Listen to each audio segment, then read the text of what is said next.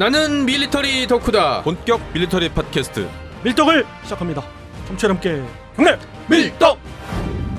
바로 안녕하세요, 박찬준입니다. 안녕하세요, 놀러온 남자 정명섭 정작입니다. 안녕하세요. 월간 플래툰 이준규 기자입니다. 네, 이렇게 밀떡이 시작됐습니다.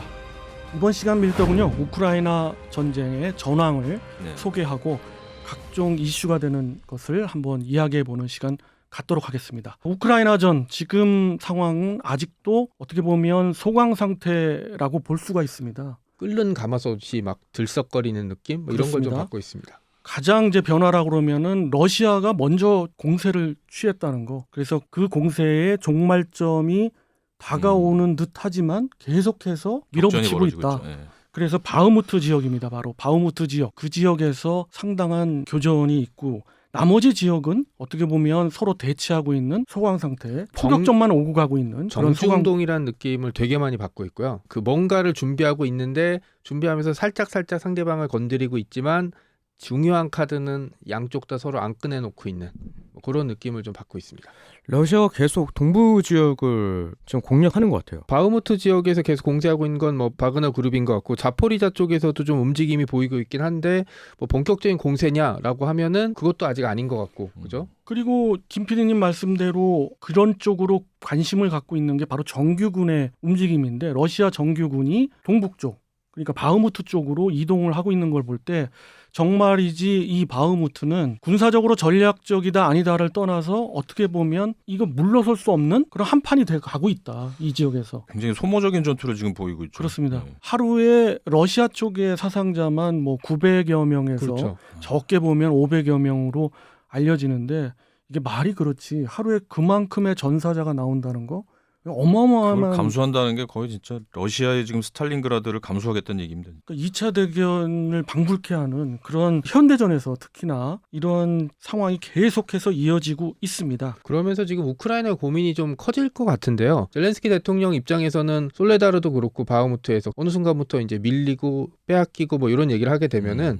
전세가 실제로 바흐무트라는 지역이 크거나 아니면은 전략적 요충지가 아니라 그래도 사람들은 잘 모르고 그냥 도시를 빼앗겼다라고만 판단할 거 아니에요. 솔레다르는 이미 좀 넘어간 그렇죠. 걸로 확인됐죠. 그런 것 때문에 조금 고민이 깊어지고 있는 시점이 아닐까라는 생각도 있습니다. 너무 서방권의 그런 그러니까 우크라이나 쪽의 그런 전황을 이야기하는 사람들도 있고요. 그런 외신도 있고 반대로 뭐 러시아 쪽에서 나오는 거는 또 다른 정말 정반대의 전황을 이야기하는데 어찌됐든 바흐무트가 점령당하지는 않고 있고 계속 방어를 하고 있는데 우크라이나 입장에서 저는 또 다른 고민을 하나 생각해 본다면 공세를 위해서 10여 개 기계와 여단들을 감추어두고 있었어요. 네. 감추어뒀다기보다는 후방에서 아끼고 있었죠. 기회를 노리고 네. 있었는데 이런 바흐무트 쪽의 방어가 너무 급하다 보니까 벌써 3-4개의 기계와 여단들을 투입을 했거든요. 그리고 한 개 기계와 여단은 거의 괴멸 직전으로까지 그렇죠. 갔어요. 그러니까 공세 전력을 계속해서 낭비하고 있는 거죠. 그러니까 소모전에 계속 휩쓸리고 있는 상황이라 거기에 대해서 냉정하게 판단해야 된다는 서방 측 의견이 맞긴 한데 우크라이나 입장에서는 작년 9월부터 러시아가 그 이란제 드론 있잖아요. 샤헤드 이런 드론, 걸로 네. 해서 계속 시설들을 공습하고 있기 때문에 어떻게든 좀 빨리 끝내보고 싶거나 공세를 취해서 이걸 좀 벗어나고 싶어 하는데 여러 가지 고민이 회오리처럼 몰아치는 지점이 아닐까 싶습니다. 샤헤드 드론 같은 거 지금 가성비가 너무 좋아서 그렇죠. 이게 한 $20,000밖에 안 하는데 이거 잡으려고 하면 진짜 뭐 패트리어트 쏘든가 어쨌든 지대공 미사일 쏴야 되거든요. 이게 수지가 안 맞죠. 이게 2,500km를 날아가니까 가성비로는 정말 최고인 것 같아요. 그렇죠. 그다음에 이게 영상을 보니까 떨어질 때 꼭 슈투카에서 급강하는 그 소리가 나요. 프로펠러에서 나니까 옆 밑에서 듣는 사람이면 이게 또 훈련된 군인도 사실 견딜까 말까인데 후방에 있는 시민들 입장에서 이거 진짜 하늘에서 지옥이 떨어진 건 다름없죠. 런던에 V1, V2 날아올 때 그 악몽이 재현되는 거죠. 그러니까 언제까지 버틸지는 모르지만 지금 현재로서 러시아의 그런 의도는 성공을 하지 못했다는 게 중론이에요. 아직까지 우크라이나 국민의 의지와 우크라이나 정부의 의지는 꺾이지를 않았습니다. 반면 러시아 같은 경우는 메드베트 대통령이라든지 계속 얘기하는 게 좀 묘한 구석이 있어요. 우리가 이기고 있다 뭐 이런 게 아니라 야 우리가 지면 야 서방도 멀쩡하지 못해.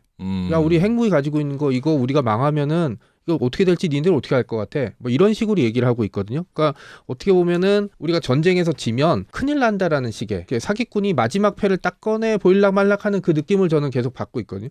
전쟁에서는 우리가 무조건 이긴다. 우리가 반드시 이기고 말까. 이렇게 해도 사실 될까 말까인데 야 우리가 지면 말이야. 니들 다 끝장이야. 라는 식의 이 뒤처리를 뻥카죠. 어떻게 할 거냐. 네. 진짜. 그러니까 그런 식으로 얘기를 계속 하는 거 보면 러시아도 이 전쟁에서 애초에 목표를 쟁취하는 건 뭐 키이우를 점령해서 우리 러시아와 가까운 정권 세우든지 괴뢰국가를 만들든지 아니면 드니프르강 서쪽을 직할령으로 편입시킨다는 계획은 이제는 포기한 것 같고 전세를 여론전으로 좀 뒤집으려나 이 생각을 하는 거 아닐까 하죠. 그거는 제가 보기에 달성하기가 굉장히 어렵고요. 이제는 완전히 그들의 어떤 전략적인 보고서에서는 밑줄을 그었을 거예요. 빨간 줄을 그었을 거고 지금 그런 게 문제가 아니고 모스크바의 의미 있는 변화인데 모스크바의 건물에 대공포 판치를 내지는 올려놨죠. 판치르 S1을 올려놨어요. 네네. 이 얘기는 뭐냐면 모스크바의 적어도 방공망까지도 위험해질 정도다. 그렇기 때문에 이것은 러시아가 어떻게 생각하고 있는가가 그냥 드러나 있는 거죠. 이제 한눈으로.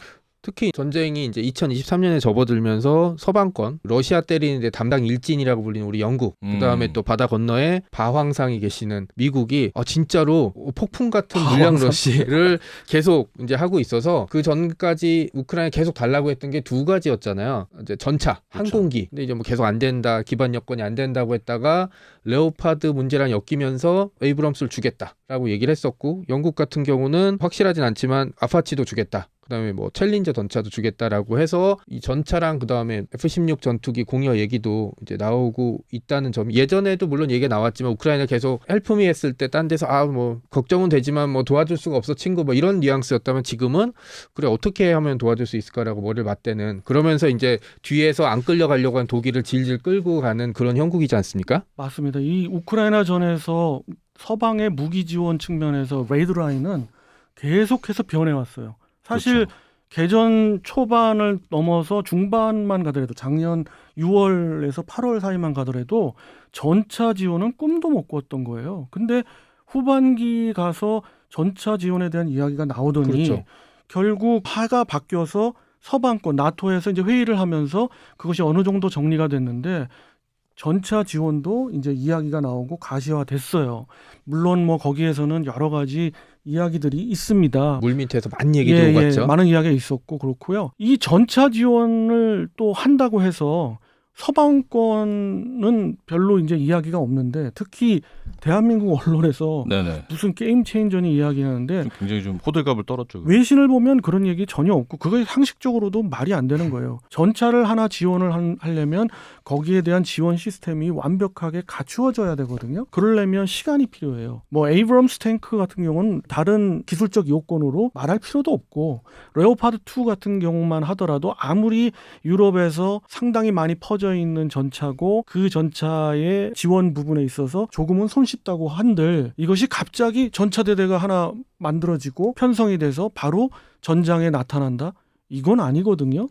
앞으로 빨라야 2개월, 3개월 후의 이야기입니다. 훈련을 해야 된다. 훈련뿐만이 아니고 이게 훈련에 대한 문제도 문제지만은 기본적으로 너무 급하니까 훈련을 안고 들어오더라도 이 전차를 지원할 수 있는 지원 시스템들이 다 들어와야 돼요. 그리고 그것을 온전히 이 우크라이나 군이 받아야 되는데 그러려면 기본적인 시간이 있어야 돼요. 그게 두세 달은 걸리거든요. 그런 측면에서 언론에서는 그런 것들을 좀 이야기해 줄 수 있는데 그것을 이야기 않고 이제 게임 챌린저라고 하니까 좀 답답한 거죠. 재반 사항에 대해서 파악을 안 하고 그냥 성능만 가지고 이렇게 얘기를 한 건데 사실 이게 지금 뭐 어떻게 될지도 확정된 건 없습니다. 지원 사항에 관해서도. 왜냐하면 미국 같은 경우 M1A2 전차를 해외에 제공할 때 지금까지 미군이 쓰던 사양 그대로 제공한 적은 없거든요. 항상 다운그레이드된 수출형을 제공했고 요번에 추가되는 방어 장비 그걸 할지도 애매하고 그리고 이게 1km 가는데 4.7리터의 연료가 필요할 정도로 그러니까 3시간에 한 번씩 주유를 해야 되는 그런 기름 먹는 하마거든요. 근데 이거를 과연 우크라이나군이 받았을 때 그런 보급 체계를 유지하면서 활용을 할 수 있느냐. 이것도 가장 큰 문제고요. 미국이 정말 자기네 뭐 주방위군이 갖고 있는 M1A2를 바로 내줄 건지. M1A1이겠죠. M1A1이겠죠. 그렇게 되면. 아니 뭐 진짜 수출형을 우리는 꼭 보내야 된다 하고 만들기 시작하면 이건 해 넘어가는 얘기가 되는 거예요. 만드는 건 저는 아닐 거라고 봐요. 네. 해가 넘어가는 거를 지금 이야기한다? 그건 아닐 것 같고 일단 확인된 거는 미국 정부에서 31대나 1개 전차대를 구성할 수 있는 정도의 에이브럼스를 준다고 그랬습니다. 그것이 네네. 뭐 사양이 뭔지까지는 이야기 안 했는데 이 기자님 말씀대로 M1A2는 아닌 것 같습니다. 그래서 M1A1으로 저는 봐지고요. 주방위군이 갖고 그렇습니다. 있는, 이제 바로 이제 주어야 되기 때문에 그러나 그럼에도 불구하고 적어도 에이브럼스 계열은 제가 보기에는 향후 바로 이거를 시행한다 하더라도 6개월 후에 전장에 나타날 것 같고 레오파드 2 계열은 한 3개월인에서 2개월 제일 빠르면 2개월 이후에 전장에서 운용이 될 것 같아요. 근데 단 여기서 좀 우리가 지금 단편적인 정보만 갖고 있어서 이 부분에 대한 정보만으로 이야기하는 건인데 레오파드 2 같은 경우는 사실 그 전부터 주겠다고 하는 나라들이 동료 많았죠. 국가들이 폴란드가 많았잖아요. 주겠다고 앞서서 나섰죠. 폴란드, K2 받았으니까 우리는 네. 갖고 있는 스페인도 K2-6 주겠다고. 맞습니다. 스페인도 거의 준비가 다 됐었고요. 독일만 이제 준비를 안 하고 있었던 뿐이고 덴마크도 준다고 하고요. 이런 모든 국가들은 준비는 어느 정도 했을 거예요. 그렇기 때문에 제 추정컨대 우크라이나 군에서 제반 훈련을 하고 있지 않을까. 레오파드 2에 대해서는. 가장 중요한 게 이제 조종 훈련도 그렇지만 이 정비랑 이제 장비 교체 훈련을 해야 되는데 그게 관건일 것 같고 독일이 계속 협조를 안 해주고 있는데 여러 가지 음모론 얘기가 나오고 있죠. 이제 레오파드를 다 보내고 나면 다음 레오파드 안 사고 뭐 에이브럼스나 아니면 K2 흑표로 살 거니까 우리 시장을 놓치는 거다라는 예, 식으로. 그런 추측도 좀 있었죠. 근데 어쨌든 지금 뭐 영국도 보낸다, 챌린저 2 보낸다 해서 우크라이나는 한 300대 정도 항상 주장을 해왔거든요. 서방 전차 300대가 필요하면 우리는 이길 수 있다. 공세를 주기만 취할 수 하면. 있다. 네. 근데 그게 결국 가장 가능하게 된 숫자는 한 80여 대인데 이것만 해도 뭐 서방 전차 80여 대면 상당한 위력이죠. 그걸로 어느 정도 공세는 가능하게 할 것 같고 그리고 세 가지 전차 중에서 일단 우크라이나군에 들어왔을 때 M1A1하고 챌린저 2하고 레오파드 2A6가 왔을 때 어떤 게 가장 효과적일까요? 저는 그런 질문에서는 네. 한 가지를 꼭 이야기하고 싶어요. 에이브럼스보다는 챌린저 2를 봅니다. 왜냐하면 챌린저 2의 방어력 정도면 네네. 쉽게 돌파당하지 않고요. 격파당하지 않기 때문에 결국은 공세에서 유리할 것 같은데 문제는 수량입니다. 너무 적은 수량을 챌린저 2를 14대 준다고 예, 했죠. 주기 네. 때문에 이 부분이 무슨 뭐 언론에서 이야기하는 것 같은 게임 체인저는 전혀 아니고요. 그럼에도 불구하고 세계 기종의 전차를 봤을 때는 가장 좋은 건 챌린저 2 같고요. 레오파드 2 A6라고 그러셨지만 사실 A4를 줄 것 같아요. A4 같은 경우만 하더라도 괜찮습니다. 좋습니다. 그리고 에이브럼스 같은 경우는 뭐 말할 것도 없지만 에이브럼스는 아까 말씀드린 대로 어떤 제반 지원 부분이 문제가 될 것 같아요. 그러면 갑자기 질문거리가 하나 생각나는데요. 네. 물론 다른 여러 가지 여건들 다 제외하고 그 전장에 한 가지 기종 더 흑표가 들어가면 순위가 어떻게 될까요? 흑표만 하더라도 어느 정도의 전장에서의 주도권을 충분히 잡고도 남죠. 네. 그리고 흑표 같으면은 지금껏 우크라이나전에서 나와 있는 어떤 전차보다 세대별로 위에 있는 전차이기 그렇죠. 때문에 흑표에 뛰어나면 상당할 것 같습니다. 말하자면 말하자면 이거죠. 미국의 에이브럼스 M1A2랄까 지금 가장 그 최신형 셉3 이 정도 되는 거죠. 그렇지만은 현실은 그러지 그렇죠. 않을 것 같아요. 네. 저는 아무래도 우크라이나 전쟁 상황이 기동성이 또 굉장히 중요하거든요. 기동성이 중요해서 1200마력 엔진 쓰는 챌린저 2로는 좀 무리가 있고 공세 작전을 펼치기에는 속도도 가장 50km대로 좀 느리죠.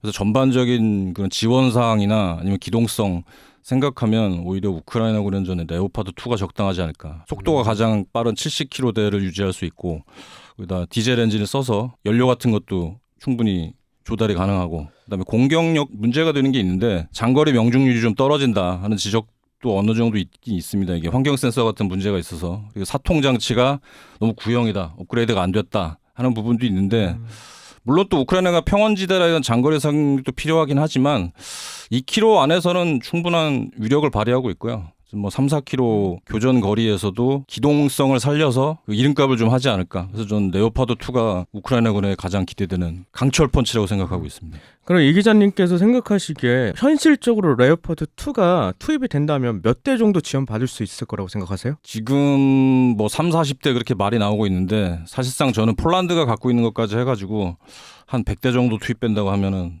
정말 전세를 바꿀 수 있는 가장 강력한 요인이 되지 않을까 싶습니다. 박 의원님 생각하기에 그러면 그 한 100대 정도의 지원받은 레오파드가 어느 전선에 나타날 것 같으세요? 저는 레오파드 2 같으면은 저 같으면은 남부 지역으로 남부 지역으로. 예. 네. 밀어붙일 거고요. 동부 전선에서는 계속 그 방어력을 유지해야 되니까 챌린저 2 같은 게 챌린저랑 나을 것 같고. 에이브럼스 정도. 예, 그렇습니다. 근데 이 모든 건 어떻게 보면 흥미로운 그런 질문이었는데 네네. 결국은 이 3개 기종 내지 4개 기종의 전차 모두 지금 러시아군의 전차보다는 한 수 위에 있는 전차는 맞아요. 그렇기 때문에 상당히 유리한 측면이 있는데 그러기에는 시간 싸움이다.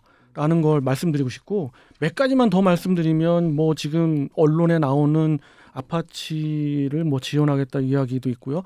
또 F-16 지원하는 이야기도 있잖아요. 미사일도 있고요. 그렇죠. 그런 측면에서는 저는 가장 현실적으로 지금 빨리 할 수 있는 부분 중에 하나가 의외로 F-16이라고 봐요. 그리고 그거는 정말로 게임 체인저가 될 수 있다. 미국 국민들이 또 제공권. 바라는 것도 F-16을 지원하라는 쪽이고 제가 그렇게 생각하는 이유 중에 하나는 바로 우크라이나 조종사들이 공군이 직접 미국에 가서 F-16에 대해서 지금 교육 훈련을 받고 있어요. 그렇죠. 한 개 편대 이상의 전력인 것 같은데 이 사람들이 전부 우크라이나로 다시 들어와서 교관이 되고 이런다면은 빠르게 F-16으로 전환할 수 있고 F-16 같으면 상당한 숫자를 지원할 수 있어요. 미국 같은 경우는. 미국뿐만 아니라 뭐 유럽에 이제 퇴역할 기체들이 많이 있기 때문에 그런 것도 그렇죠. 있고요.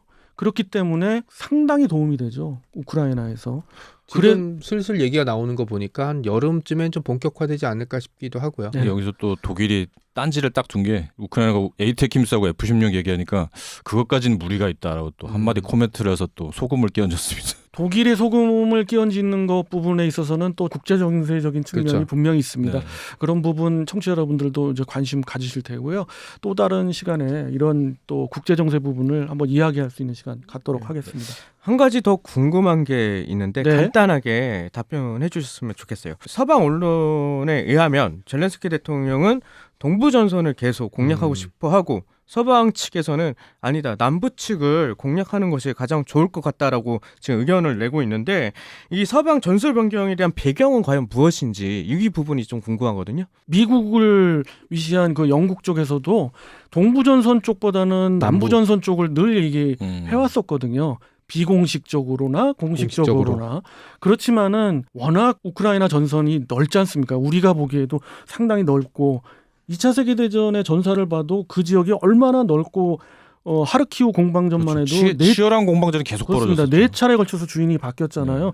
그럴 정도로 동부전선 쪽에서는 공방전이 이어지기 때문에 오히려 역사적으로 볼 때도 그렇고 지형적으로 볼 때도 그렇고 한번 뚫리기 시작하면 남부전선 쪽에서 상당한 전과를 볼 수 있기 때문에 저는 전략적으로 본다는 것은 남부전선 쪽이라고 보고 있고 그래서 서방권이 그런 이야기 하는 것 같고요. 우크라이나 정부 입장에서는 제가 보기엔 그래요. 이 동부전선을 어차피 막아야 되고 동부전선에서 뚫리면은 정치적으로 푸틴의 어떤 도움이 되기 때문에 이 부분을 또 막아야 되는 부분이 맞습니다. 있어요. 그래서 원한의 영토 같은 지역이죠. 그 지역. 예, 뭐 다 모든 게 다 중요하겠지만 특히나 더 거기에 신경을 쓰고 한 개의 기계와 여단을 상실해 가면서까지 방어를 하고 있는 거다. 저는 이렇게 봅니다. 자, 이렇게 해서 이번 시간 우크라이나 전황을 말씀을 드렸고요.